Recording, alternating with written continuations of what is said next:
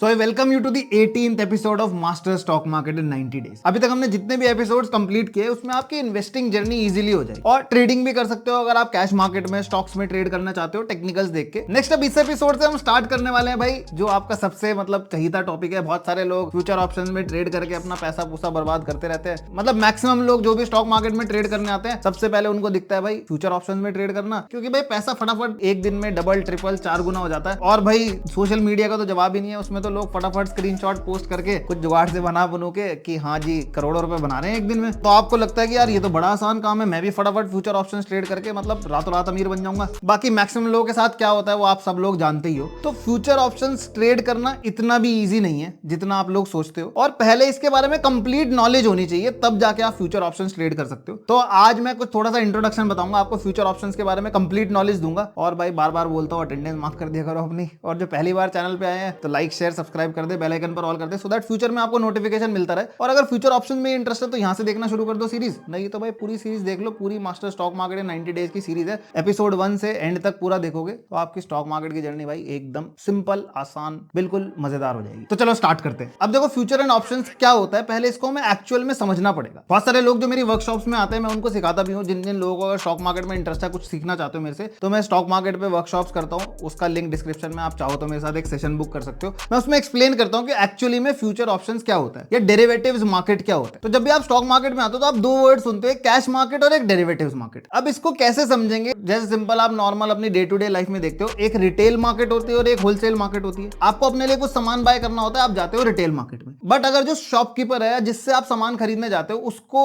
एक दो सामान नहीं चाहिए, उसको बहुत सारा सामान चाहिए, तो वो कहां से बाय करने जाता है, वो जाता है होलसेल मार्केट से। सिमिलरली स्टॉक मार्केट में अगर आपको स्टॉक मार्केट में अपनी इन्वेस्टमेंट के लिए स्टॉक खरीदने हैं तो आप खरीदते हो कैश मार्केट में। लेकिन अगर आपको स्टॉक मार्केट में बिजनेस करना है, ट्रेड करना है, तो आप कहां करते हो, आप करते हो डेरिवेटिव्स मार्केट में। तो डेरिवेटिव्स मार्केट कुछ नहीं, शेयरों का होलसेल बाजार है, बस ये समझ लो। अब जब होलसेल मार्केट में हम आ गए या डेरिवेटिव्स मार्केट में आ गए शेयरों में, वहां पे दो कॉन्ट्रैक्ट्स होते हैं, एक होता है फ्यूचर कॉन्ट्रैक्ट और एक होता है ऑप्शंस कॉन्ट्रैक्ट। अब ये नाम सुन के आपको बस ये समझ में आता है कि हाँ भाई फ्यूचर में थोड़ा पैसा लगा के फ्यूचर ऑप्शन में ज्यादा पैसा बन जाता है, लेकिन एक्चुअली में आपको इसके कॉन्ट्रैक्ट का मतलब समझ में नहीं आता। जैसे हम इसमें एक सिंपल सा एग्जांपल लेते हैं, जैसे फ्रूट मार्केट का या फ्रूट्स का। अब फ्रूट में भी आपका चहीता फ्रूट है, एप्पल का एग्जांपल ले लेते हैं। एप्पल वो स्टॉक वाला नहीं भाई, असली में खाने वाला एप्पल, वो वाली बात कर रहा हूं। तो सपोज आपको खाने के लिए एप्पल्स बाय करना है, आप मार्केट में जाते हो और आप देखते हो भाई अपने घर के लिए 1-2 किलो एप्पल खरीद के ले आते हो। बट जो शॉपकीपर है जिससे आप एप्पल्स बाय करने गए हो, वो तो 1-2 किलो एप्पल नहीं लाया होगा ना, वो तो शायद 100 kg 200 kg 500 kg एप्पल लाया होगा और उसको सेल करना है। अब जो शॉपकीपर है वो जो एप्पल्स बाय करके लाया होगा वो शायद किसी होलसेलर से बाय करके लाया होगा। अब सपोज उस होलसेलर को जो एप्पल का प्राइस कॉस्ट करता है वो है 80 रुपीज पर केजी, और वो 1000 kg एप्पल बाय करके आता है किसी होलसेलर से, तो उसका टोटल कॉन्ट्रैक्ट वैल्यू जो होगी वो होगी 80,000 रुपीज। अब इस कॉन्ट्रैक्ट में ऐसे हो सकता है कि वो शॉपकीपर उसको जाके बोले होलसेलर को कि आप मेरे से इस कॉन्ट्रैक्ट की 20% वैल्यू एज एन एडवांस ले लो, दैट इज 80,000 का 20% हो गया 16,000 रुपीज। बाकी रेस्ट ऑफ द मनी मैं आपको 2 दिन 3 दिन 10 दिन 15 दिन जितना भी कॉन्ट्रैक्ट वो हो सकता है उतने दिनों में मैं आपको दे दूंगा। बस यही सिमिलर कॉन्सेप्ट भाई स्टॉक मार्केट में यूज हो रहा है। स्टॉक मार्केट में इसी का नाम दे दिया है फ्यूचर कॉन्ट्रैक्ट। जैसे सपोज मैं आपको एग्जांपल देता हूं, आपको सपोज रिलायंस का स्टॉक पसंद है। अब रिलायंस का स्टॉक अभी 2500 के आसपास ट्रेड कर रहा है। अब जो उसकी कॉन्ट्रैक्ट साइज है वो 250 शेयर्स का है, मतलब फ्यूचर में आप उसका कोई कॉन्ट्रैक्ट लेते हो तो आपको 250 की क्वांटिटी में ही लेना पड़ेगा। तो अब 2500 मल्टीप्लाइड बाय 250, तो उस कॉन्ट्रैक्ट की वैल्यू होगी 6.25 लाख रुपीज। अब आपके पास तो 6.25 लाख रुपीज नहीं है, आपको लगता है कि यार रिलायंस का शेयर तो ऊपर जा सकता है, तो आपको एक्सचेंज एक कॉन्ट्रैक्ट प्रोवाइड करता है कि भाई इस वैल्यू की मुझे 20% प्रोवाइड कर दो, मतलब अप्रॉक्सीमेटली 1.5 लाख रुपीज। ये कॉन्ट्रैक्ट आपका हो गया। अब इसमें जब भी आप ट्रेड करने लोगे तो आप नेक्स्ट 3 मंथ एक्सपायरीज को ट्रेड कर सकते हो। मतलब सपोज अभी अक्टूबर है तो आप अक्टूबर नवंबर दिसंबर एक्सपायरी ट्रेड कर सकते हो, और इसमें कॉन्ट्रैक्ट की expiry last Thursday of every month होती है। तो आपने 20% वैल्यू पे कर दी और आपने कॉन्ट्रैक्ट कर लिया, मतलब 250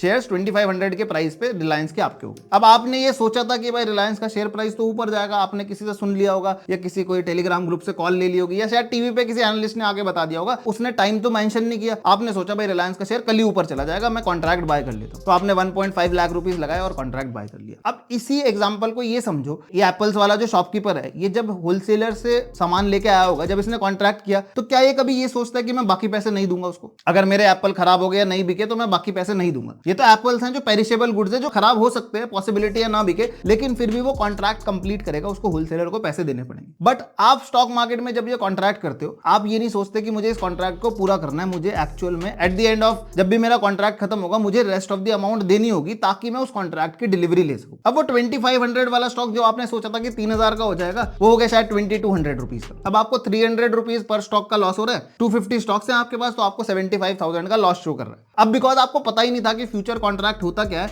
आपने उस कॉन्ट्रैक्ट को कर लिया, आपके पास रेस्ट ऑफ द अमाउंट नहीं थी उस कॉन्ट्रैक्ट को पूरा करने के लिए, आपको वो 75,000 का लॉस रियलाइज करना पड़ गया। अब अगर आप स्टॉक मार्केट को बिजनेस की तरह सोचते तो आपको ये सोचना था कि यार अगर ये वैल्यू कम भी हो जाएगी तो कोई प्रॉब्लम नहीं, मैं अपने कॉन्ट्रैक्ट की डिलीवरी ले लूंगा, मुझे पता है रिलायंस एक अच्छी कंपनी है, एट द एंड 2 साल 3 साल 4 साल बाद तो इसका प्राइस बढ़ेगा ही बढ़ेगा, तो मैं इन स्टॉक्स को होल्ड कर लेता हूं। बट बिना नॉलेज के जब फ्यूचर कॉन्ट्रैक्ट ट्रेड करोगे तो भाई ऐसे ही लॉस होते हैं, बिकॉज आपको उस कॉन्ट्रैक्ट की अंडरस्टैंडिंग नहीं है। आई होप सब लोगों को फ्यूचर कॉन्ट्रैक्ट तो भाई समझ में आ गया होगा, नहीं आया तो भाई ये तो वीडियो पड़ी हुई है, जब मर्जी प्ले पॉज आगे पीछे करके देखो, सब समझ में आ जाने वाला। अब दूसरा इसी डेरिवेटिव्स मार्केट में है एक ऑप्शन कॉन्ट्रैक्ट। अब क्योंकि इंडिया में भाई कम पैसे वाले लोग हैं, अब 6-6.5 लाख रुपए कॉन्ट्रैक्ट करने के लिए है नहीं, 1.5 लाख रुपए भी नहीं है कॉन्ट्रैक्ट करने के लिए, बट एक्सचेंज आपको एक और ऑफर देता है कि भाई तेरे पास 1.5 लाख रुपीज के भी 20% है क्या, अगर तेरे पास 25-30,000 रुपीज भी है तो भी आप यहाँ पे 6.25 लाख रुपीज का कॉन्ट्रैक्ट कर सकते हो। वो कैसे? ऑप्शंस मार्केट के थ्रू। अब ऑप्शन जो लोगों को बहुत टेम्प्ट करता है, उनको एक्चुअली में उसका मीनिंग नहीं पता, बट ये है कि हाँ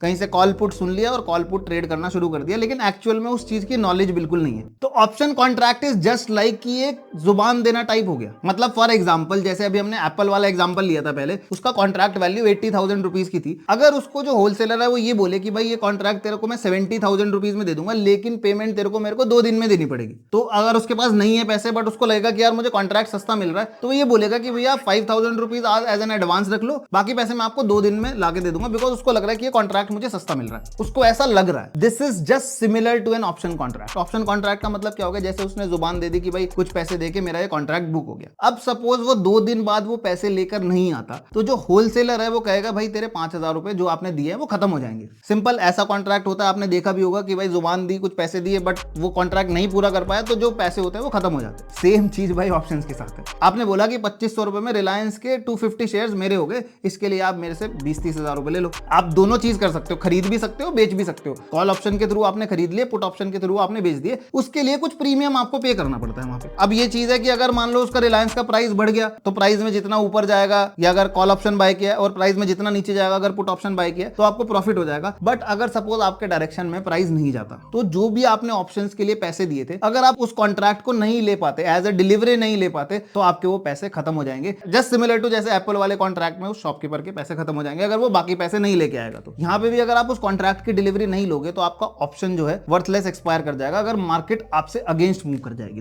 तो भाई बिल्कुल सिंपल एग्जांपल के साथ आपको मैंने फ्यूचर ऑप्शन समझा दिया क्या होता है। एक नॉर्मल मार्केट है और एक स्टॉक मार्केट है, इन दोनों में कोई ज्यादा बड़ा डिफरेंस नहीं है। डिफरेंस क्या है? सिर्फ टर्म्स का। अब जो भी अमीर लोगों के बिजनेस होते हैं ना, वो यही चाहते हैं कि ऐसी ऐसी टर्म्स डाल दो कि नॉर्मल आदमी को वो समझ ही ना आ पाए। इसीलिए स्टॉक मार्केट लोगों को सबको लगता है कि जुआ होता है, सट्टा होता है, और फ्यूचर ऑप्शंस के ट्रेडर को तो वो जुआरी कहते ही है, क्योंकि उसमें तो पैसे मल्टीप्लाई हो रहे हैं। बट पैसे मल्टीप्लाई कैसे हो रहे हैं भाई? उसको होलसेल बिजनेस की तरह सोचो। नॉर्मल मार्केट में भी तो लोग होलसेल बिजनेस करते हैं, उसमें भी तो लोग शायद एक दिन में 10-10 लाख 20-20 लाख रुपए कमाते हैं। जब उनको एक्चुअल में प्राइस की नॉलेज होती है, जब उनको पता होता है कोई कॉन्ट्रैक्ट होल्ड किया और उनको पता है कि इसका प्राइस बढ़ने वाला है, तो वो होलसेल में उसको खरीद लेते हैं। क्वांटिटी ज्यादा है इसलिए उनको प्रॉफिट ज्यादा होता है। सेम चीज है अगर आप स्टॉक मार्केट में, अगर आपको प्राइस की नॉलेज है, आपको समझ में आता है, तो अगर ज्यादा क्वांटिटी लोगे तो प्रॉफिट भी ज्यादा ही होगा। बट जितनी बड़ी क्वांटिटी है उसके साथ रिस्क भी इन्वॉल्व होता है। बड़ी क्वांटिटी ट्रेड करने का अगर हिम्मत नहीं है, अभी हमारे पास उतने पैसे नहीं है, हमारे से स्टॉक मार्केट का बिजनेस नहीं अभी समझ में आता या करना नहीं आता, तब तक फ्यूचर ऑप्शंस में ट्रेड नहीं करना चाहिए। मैं हर एक नए ट्रेडर को यही बोलता हूं कि भाई अगर स्टॉक मार्केट में ट्रेड करने आ रहे हो, अगर आपको फ्यूचर ऑप्शंस के बारे में नहीं समझ में आता, तब तक आपको फ्यूचर ऑप्शंस में नहीं ट्रेड करना चाहिए। जब समझ में आ जाए, चीजें क्लियर हो जाए, चीजें समझ में आने लग जाए, तब आप ट्रेड करो। अब आप क्या होता है, आप पहले स्टॉक मार्केट में नए नए आए हो, अभी आपको थोड़ा बहुत स्टॉक के बारे में समझ में आया, निफ्टी बैंक निफ्टी समझ में आया, और आपको फटाफट किसी ने दिखा दिए ऑप्शंस और आपको लगा यहाँ तो पैसा मल्टीप्लाई होता है। किसी ने टेलीग्राम पे कॉल दे दी होगी, किसी कॉल प्रोवाइडर ने आपको कॉल किया होगा कि भाई आपको डेली का मैं 10-10 20-20 हजार का प्रॉफिट कराऊंगा और प्रॉफिट शेयर कर लेना मेरे साथ। बाकी प्रॉफिट में तो उन्होंने आपसे शेयर ले लिया होगा, लॉस में तो उन्होंने फोन भी नहीं उठाया होगा आपका। तो एक्चुअल में ये जो फ्यूचर ऑप्शंस का गेम है यहीं से स्टार्ट होता है। किन किन लोगों के साथ ऐसा हुआ मुझे कमेंट सेक्शन में बता देना। भाई मेरे साथ तो ऐसे ही स्टार्ट हुआ था, लेकिन फिर मैंने ट्राई किया कि भाई मैंने लॉस लिया, जो भी कॉल्स प्रोवाइडर थे उनसे लेके वही सेम चीज जो आपके साथ हुई होगी वो मेरे साथ भी हुई। लेकिन उसके बाद सोचा कि यार इसको समझना तो पड़ेगा, पैसा तो यहाँ बन सकता है, लेकिन जब सीख समझ के करेंगे तो अच्छे से पैसा बनेगा, तब हम एक्चुअल में प्रॉफिट कर सकते हैं फ्यूचर ऑप्शन से। तो ये जो फर्स्ट वीडियो था, इंट्रोडक्शन था फ्यूचर ऑप्शंस के बारे में, आपको एक्चुअल में समझाने समझाने के लिए था कि फ्यूचर कॉन्ट्रैक्ट और ऑप्शन कॉन्ट्रैक्ट क्या होता है। मैंने एक नॉर्मल रियल लाइफ का एग्जांपल देके आपको समझाने की कोशिश की। आई होप सबको क्लियर हो गया होगा। तो भाई इतना अच्छा कंटेंट आपके लिए बना रहा हूं तो भाई लाइक शेयर सब्सक्राइब तो बनता ही बनता है। जिन्होंने नहीं किया फटाफट अभी कर दो, कमेंट कर दो जो भी आपको पसंद आया पार्ट इस वीडियो से। और अगर आपके साथ भी ऐसा ही हुआ है जैसे मैंने आपको एग्जांपल दिया, तो जो भी आपके साथ इंसिडेंट हुआ वो शेयर कर सकते हो। आगे लोगों की हेल्प करेगा, उसके साथ कभी होने वाला होगा तो शायद वो बच जाएगा आपके उसी कमेंट से। और जो भी लोग नए हैं पहले ही इस वीडियो को देख रहे थे तो भाई पूरी प्लेलिस्ट जाके वॉच करो, आपकी स्टॉक मार्केट की जर्नी बिल्कुल ईजी हो जाने वाली है। तो चलो मिलते हैं फिर नेक्स्ट एपिसोड में, तब तक के लिए हैप्पी ट्रेडिंग।